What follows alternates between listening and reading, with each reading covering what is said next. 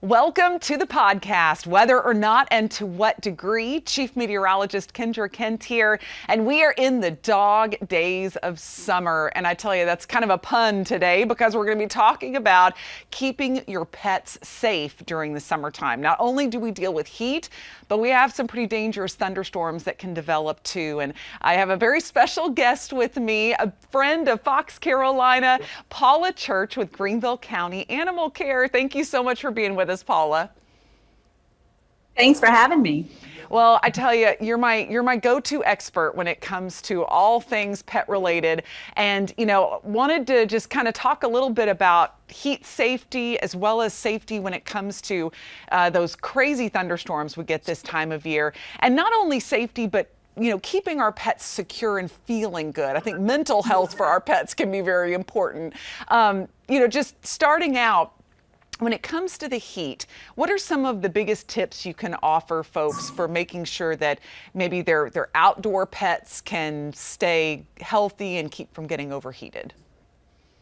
That's a great question. And I honestly think that, the best rule of thumb for that is if it's too hot and uncomfortable for you, it's going to feel the same way for your pets. So clearly, if it's an outside dog, especially, you want to make sure that it's got plenty of shade, a nice cool place to be. You want to make sure that they're well hydrated, that they have enough room, and other things to consider is make sure that the ground is, the ground can get very, very hot. So again, if you put your hand down and that surface feels like it's going to burn your hand, it's going to burn their little paw pads as well. So be aware of the surface that the animals are on, making sure they have plenty of shade.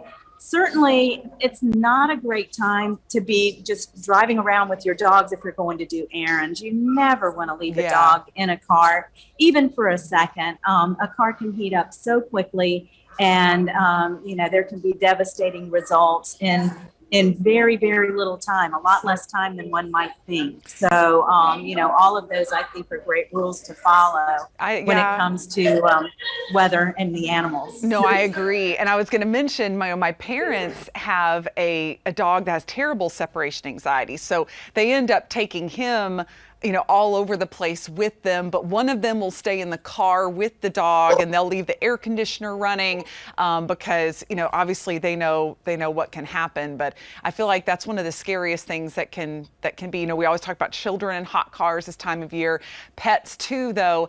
What would be your recommendation? Say somebody's walking through the Walmart parking lot and sees a dog that's clearly in heat distress in a car, maybe with barely cracked windows or closed windows. What would be a good thing for them to do? Is this a situation where they should call authorities? I absolutely recommend calling the authorities. I call either animal control or it's a perfectly appropriate to police or sheriff department if you see cars or animals in a hot car that are in distress. Particularly, I think that's absolutely the right thing to do, and they will have the authority to be able to rescue that animal. Yeah, and it's interesting because I feel like a lot of people could be hesitant about that, just thinking, oh, well, they're going to think I'm silly calling about, somebody's pet that's in their car. I'm sure they're going to be coming out of the store any minute. But I think we know how quickly things can go bad when it comes to the heat. So I would encourage anybody to take your advice and do that. And a point you made earlier, which I thought was so interesting and I hadn't really thought about, is how hot the surface is outside for dogs. If you've got an outdoor dog that spends time in the backyard, you obviously need to make sure they have plenty of shade. And when you walk them too, I mean, our asphalt in our neighborhood gets so hot around 3 p.m. And sometimes I'll see people walking their dogs and I'm thinking, oh my gosh, it'd be like walking around barefoot outside. That's exactly what it's like. I mean, it will blister little feet and cause serious damage. So Again, I think going back to that rule of thumb, if it's too hot for you, if you wouldn't walk barefoot on that surface, Right. then I wouldn't walk your pets on that surface either. Yeah, maybe lay a hand on it, like you were saying. That would be really good advice. And with dogs, I think sometimes they can get rowdy and knock over their water bowls. I imagine that's just something you've got to watch and make sure that you keep them filled up, or maybe I would imagine just in a spot where it's less likely to get knocked over in the middle of the day when you're not there. But it's, in a perfect world, every dog could be inside in the air conditioning on a 90-degree day, but that's not always the case.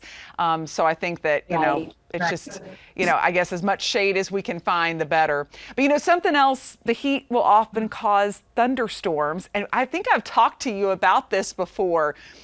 Ways that we can keep our pets feeling comforted during thunderstorms, feeling safe. Have you seen that thunder shirt, or the thing that you can put on dogs to keep them kind of almost swaddled and comforted? Have you seen whether that works or not? Have you guys ever used it at the shelter? Yeah, well, yeah. I mean, I've actually used one on a personal dog. It really does seem to help. Okay. One thing that you kind of have to watch is sometimes just them seeing the thunder shirt, when you put them on them, they start to anticipate that thunder is about to I hadn't thought about that. If they're really smart, they can figure that out. But if you have a dog that's really terrified of loud noises and thunder, I always recommend finding a really nice, quiet interior space. Maybe even play some music in there.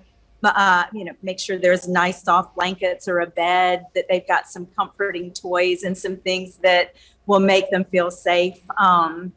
If you've got the time and you're there and you can sit with them, that's not a bad thing either. But just keeping them comfortable, just trying to anticipate, animals with severe anxiety during thunderstorms, particularly if they're going to be left alone, it's not a bad idea to perhaps consult your veterinarian about something that will kind of maybe take the edge off for a storm for some animals. And that's really in severe cases, but certainly a conversation to have with your veterinarian.